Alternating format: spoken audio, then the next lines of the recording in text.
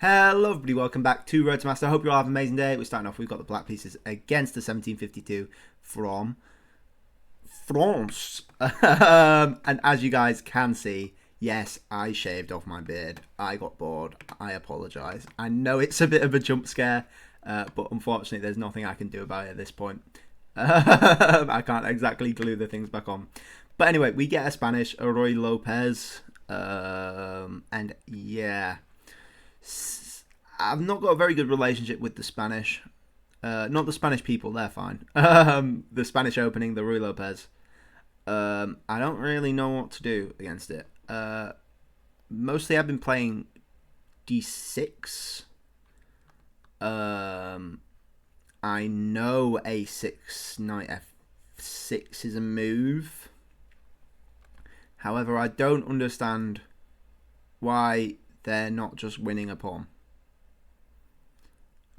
Is it a queen e7 idea? Anyway, we'll play our d6, called the old Steinitz defense, which is fine, and they castle.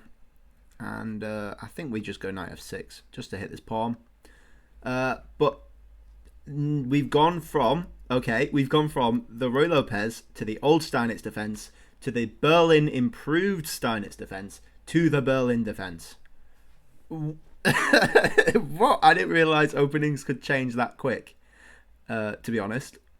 But apparently they can. We'll go bishop to e7, just so it's backing up this knight. I know these pushes are a big idea. They are looking to push a d4. Whether we take or not is a different question. And let's go push a6 now. I'm not too bothered about castling at the minute. I'm probably castling now, actually. I don't really want to push all these pawns without reason. Because at the minute they can just go back to either of these. b3 or c2. And that's fine. Maybe we've got a bishop g4. Bishop g4. Could work, yeah. And then we can just castle. At least the bishop's developed. And I'm fine taking inwards with b takes c6. Because it's just reinforcing the centre, really. And it's actually giving us some open files to attack with our rook. Or some semi-open files, I should say. And we've changed opening again. We're now in the Morphy defense, the closed Martinez variation. I don't know. We'll castle, because I don't know what I'm doing at all. And the knight's coming in. Where the knight's going, I don't know. It's not going there because of the obvious fork. Is it going there? Potentially. Potentially, although I doubt it. And we need to seriously consider what we're doing in this position. I really don't know. Is a knight d7 followed by a knight c5 an idea? Hitting this pawn, hitting the bishop. Not hitting the bishop can take. That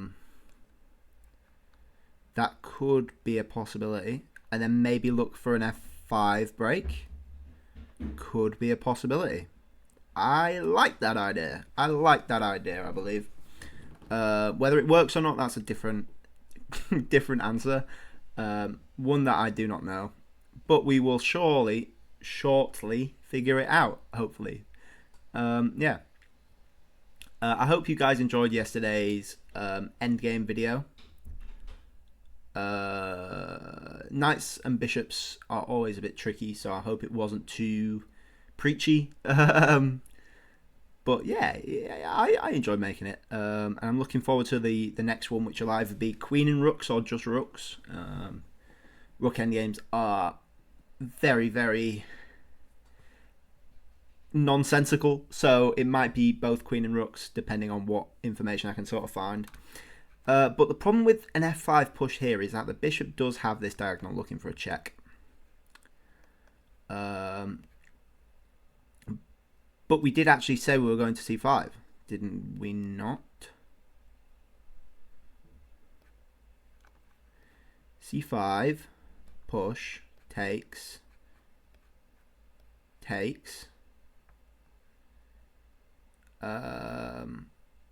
We can take the bishop as well. In fact, we probably want to take the bishop. That's one of their stronger pieces.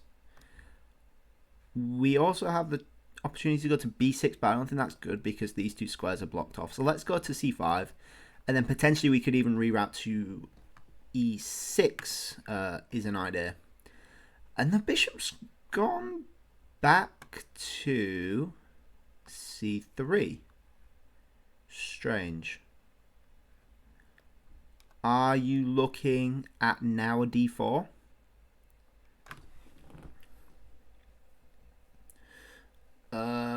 That's a question. In that case, potentially, do we have a knight to e6? Or could we push our own d5? Which would be interesting. I'm not sure if that actually works or not. Yeah, so I think we've got a few options, 3 options, I believe, at the minute. Yeah.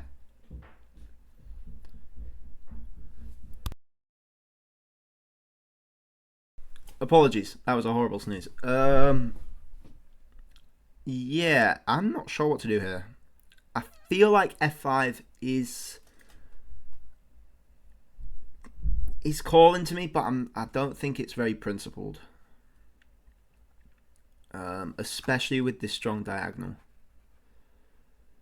Knight e6 looks good, with the idea of potentially going to e4, not e4, f4, or putting the bishop onto g5.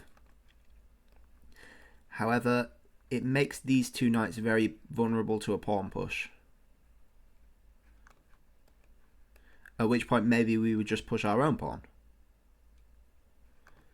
So knight back, pawn push, takes, push. And potentially that's not that bad. Should we go for that? Let's go for that. It seems okay. It seems okay. And for not knowing the opening, I feel like it's better to play safe than go for wild pawn breaks, if you get me. They often, well, they are irreversible, so you can't take back your decision on a pawn break simply because pawns can't move backwards, which is extremely frustrating sometimes. But that's what defines great players. You know, they know when to do stuff, and what's better is that when they know, they go for it because they trust themselves rather than sort of doubting yourself and chickening out, which is what's sort of in another book I'm reading about dynamic play, not chickening out about your move. You know your move and you go for your move, which seems very simple, but it's quite scary, quite scary. And this is coming from an attacking player as well. But yeah, whew. This is a decent position. It's not ideal. This bishop's underdeveloped. Although a bishop there does seem okay. Where the rooks are going, I have absolutely zero clue. Absolutely zero clue. Which could be a plus for the f5 break. At least the rooks do have a home there. But yeah. I think we just need to get them to make a move. They need to commit to something, really, because they're not, as white, they're not really committing to anything in particular. You know, they've got basically the same pawn structure apart from these two pawns. And their pieces are doing not much, really, especially this light squared bishop, which would be way better placed on b3, in my opinion. But then again, this is their opening. They probably know it better. And the bishop being on c2 does actually support these pawn breaks. And b4, b4.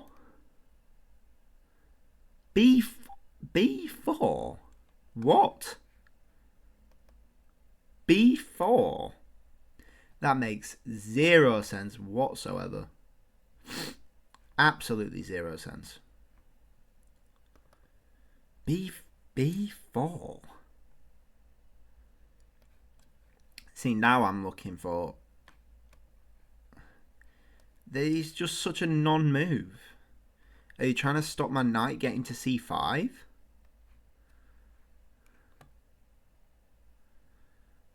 So you can get your bishop back on A4? Or are you trying to get your bishop... Huh.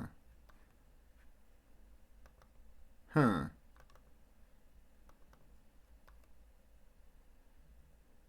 Huh. I feel like I've got options here. I feel like that's not ideal for white.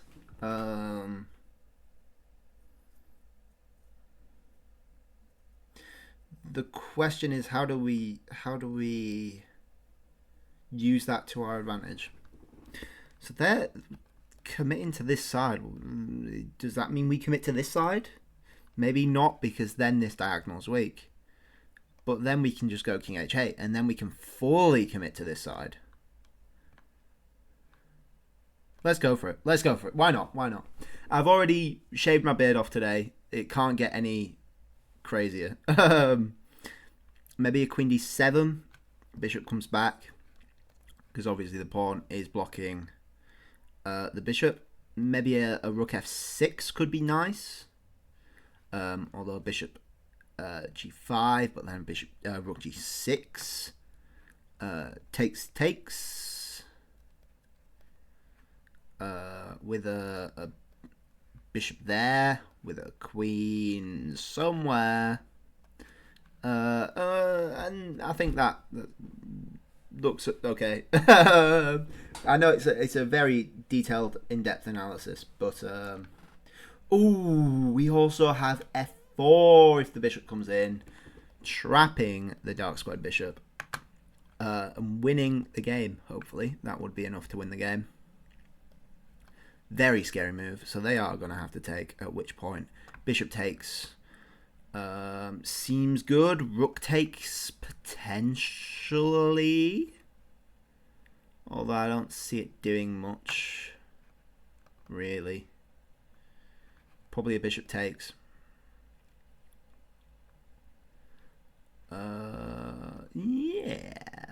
Yeah, probably a bishop takes, I reckon. And they've got to decide what they're doing. They really do have to decide what they're doing. If they decide to break in the center, I think I take. So they have to take, or they lose the piece. They could push, which would be an option.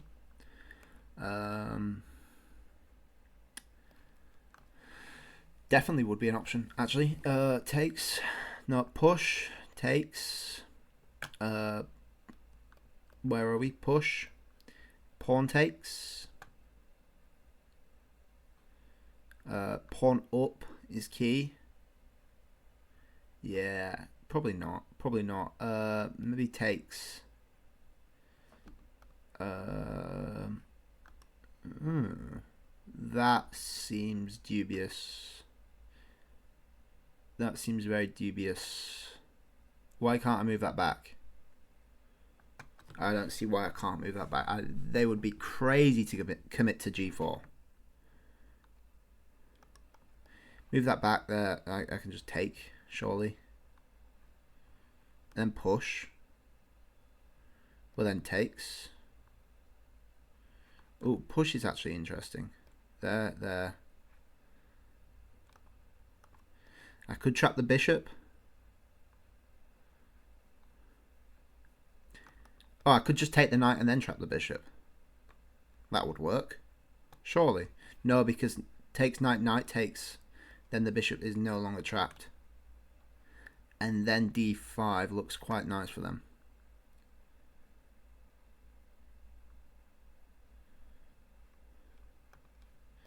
If we go back, so if we push, takes, rook takes.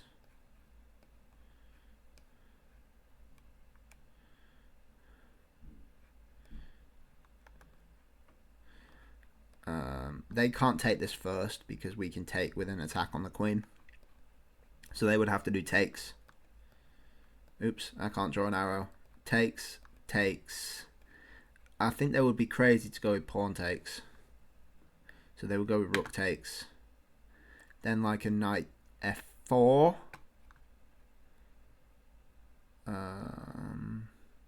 Could work.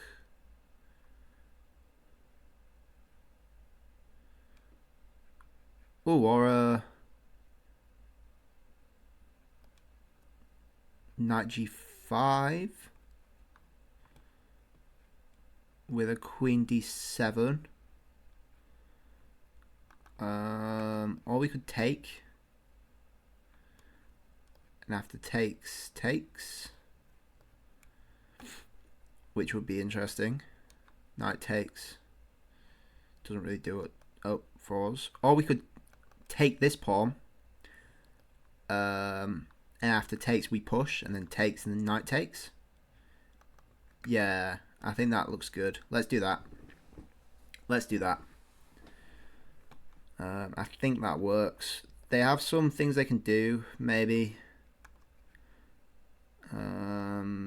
If they really wanted to keep this bishop. But I don't see why this doesn't work. I think we just get a nice attack out of it. They were very slow, I think. And they've not committed to the pawn breaks they needed to commit to.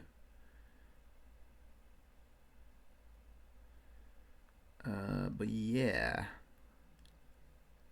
I think.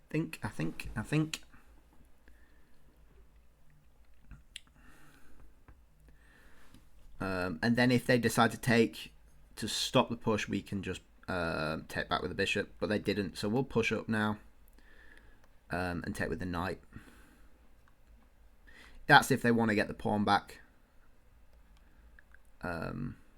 If not, it looks a bit sketchy for them. But it looks a bit sketchy anyway, because their king's wide open. It's going to take some doing to save that. It's going to take some proper work to dig yourself out of that hole. I'm not sure what the best way to take advantage of this is. I don't think a pawn storm is necessary. I would need to get this queen in, so maybe a bishop h4 with a bishop g5 or a knight g5 hitting the pawn as well. And potentially sacking the knight if the king moves up with a queen check, and then this bosh. Something like potentially. But yeah.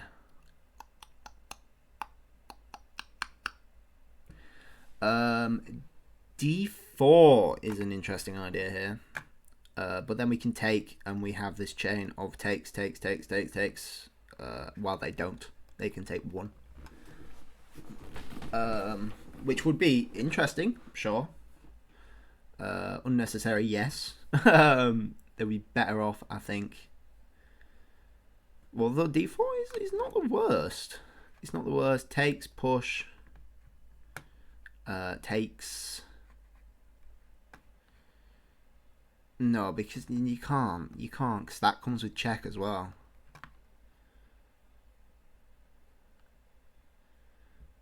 Yeah, no, you can't. There's no way. There's no way that works.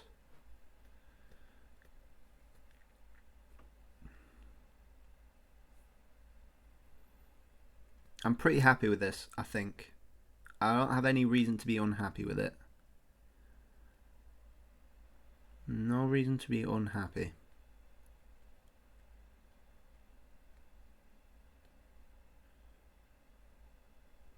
We just have to make sure we get this attack right when we get the chance. Otherwise... Okay,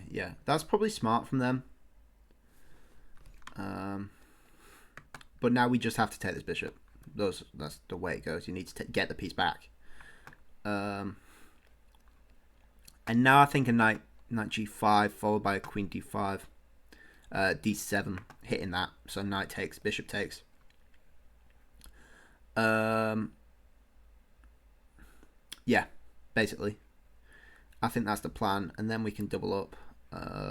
However we do that, and there's nothing happening on this side. So let's go with that. Rook there. No, because you're hanging the knight anyway. Actually, no, you're not, because it's got two defenders.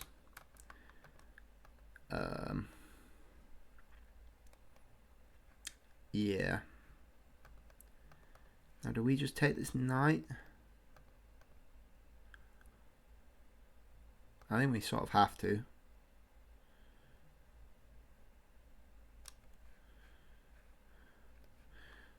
Followed by a bishop h4.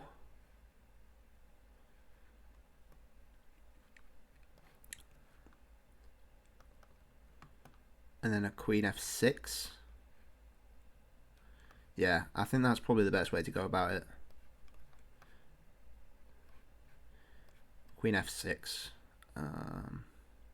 Their queen's still tied to everything. And we can play g6 if we need to. And the bishop h4 is also supporting any potential rook f2 checks. That is interesting. Huh. Yeah, that's a bit annoying actually.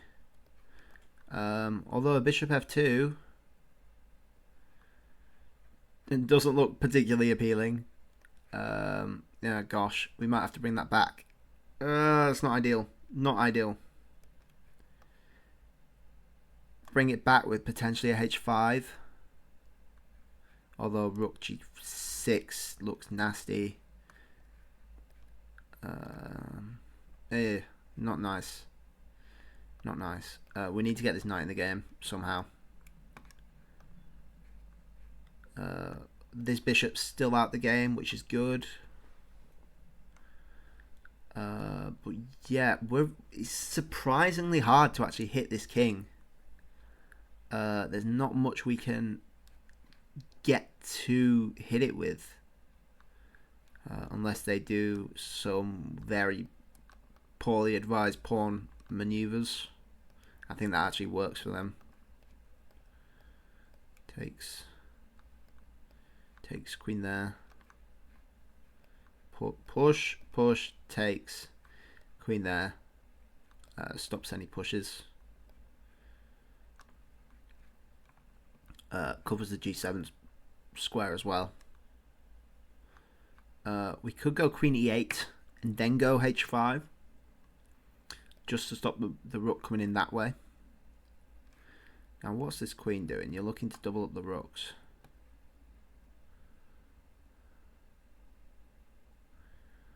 Huh.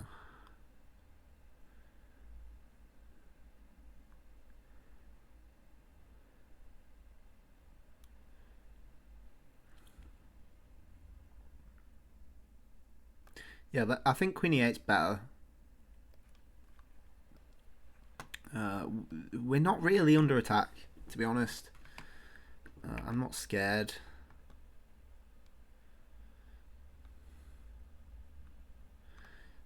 I'm not really scared. We've got plenty of things to defend with. We've got the rook coming in onto d7. But I'm a bit annoyed at how we've got here, to be honest. The bishop h4 definitely gave them the time to readjust, I believe.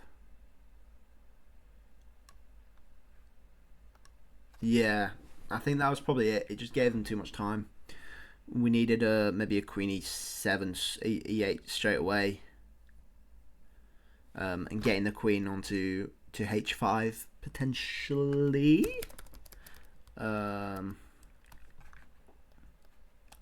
Yeah, harassing this knight, and then you can go there maybe. But anyway, we played it now. We played it now, and we have to commit to the defense. Otherwise, we lose. Basically, that's how defending works, I guess. A king h8 maybe would be nice, and get the knight round, but it looks slow. And again, the knight on h6 isn't particularly doing anything nice for us. Yeah, weird sort of position. I'm not a fan. Yeah, they go for the pawn break. Definitely a good idea for them.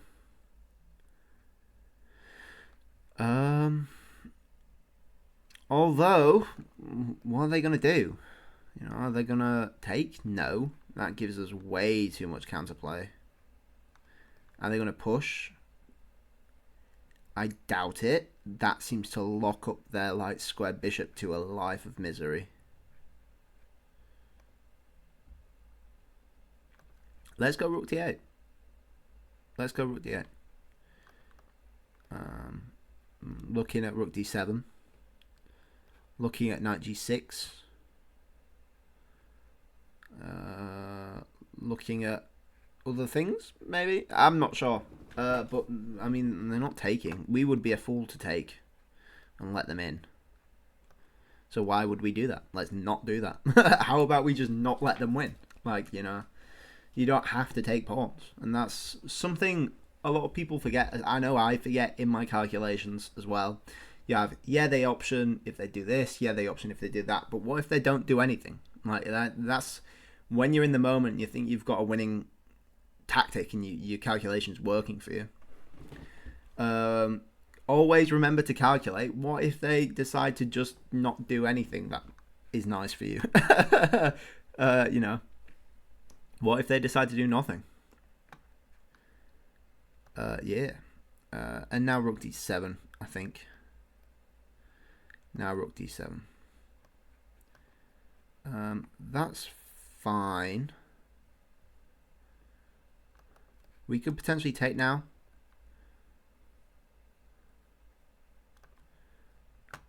Takes. They get in the exchange, basically.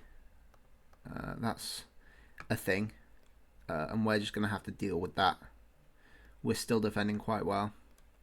But now I'm not too afraid to open up the position, although we're not actually winning anything from it. So maybe not. Maybe just a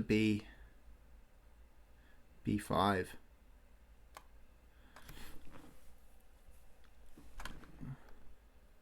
Ah, no. It's pinned. Okay. Shock. Jacob makes a mistake. Oh no. Yeah, we just lose. That's annoying.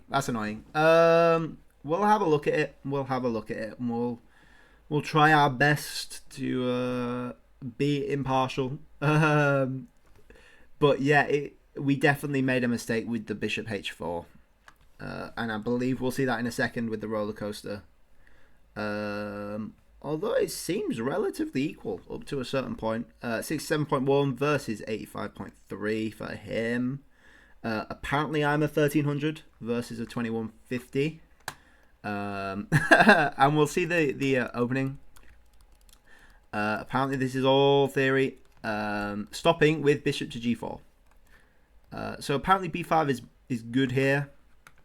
I usually play a bishop to d7.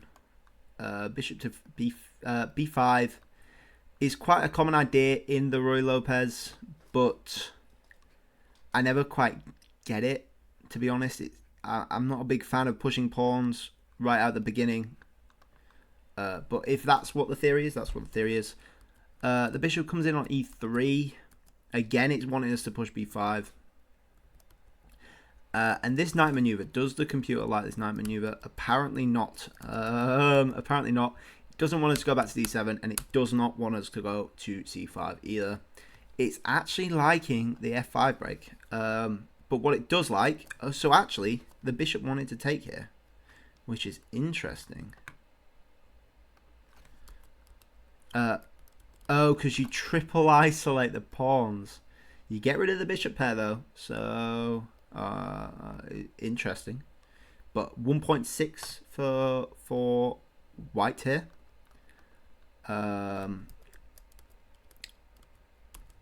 Yeah. And the computer does like knight to e6, which I felt was a good place for the knight. There is this pawn push, but it's a while away. What? Wow. Knight to d4. Imagine that. Imagine that, knight to d4. And this is shocking, really, because you're just hanging a piece. But you're actually not hanging a piece, because after takes, the bishop is actually trapped. It can't go here, or here without being taken, which is wild. So the best move is actually not to take and just leave it.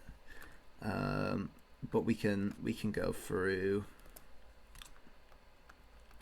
Takes, he takes, and then bishop takes d4. Basically, you have to give it back. At which point there is a significant amount of pressure on this knight. But yeah, wow, that's a crazy move. I would never have seen that in a million years. But apparently this is the wrong time for f5. So it was about equal, 0-0. I say about equal. It was 0-0. Up to this point, f5, 0.6. So it's still okay, but it's missing that tactic there. And apparently this tactic doesn't work. It's 1.3 for white. And it actually just wanted us to take the knight for some reason. And just forget about this whole pinning situation. But we take and we go for it. And they decide not to do anything about it and just let it happen. But apparently bishop g6, bishop b6 is the best way to give up the bishop. Just because you're doubling these pawns and sort of disconnecting them from the center. But I like their idea of king e2. It turned out to be quite hard to actually get at this king because these pawns are in the way. And it's freeing up spaces for their rook as well, which ended up winning it for them. And then knight g5 is okay. Apparently king h8 is the move just to get off this square and this diagonal here. But we were right to take, and then bishop h6. Yeah, it's not as bad as we thought it was. It's 0.4 for white, so it's still okay. It's still drawing.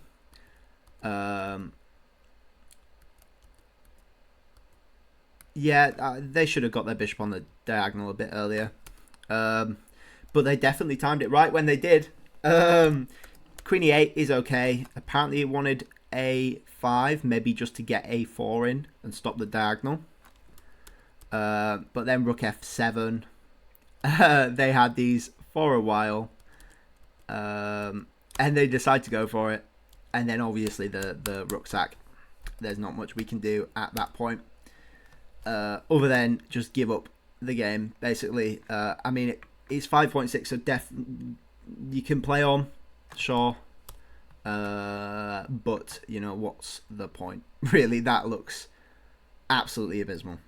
I'd rather just let them checkmate me. But anyway,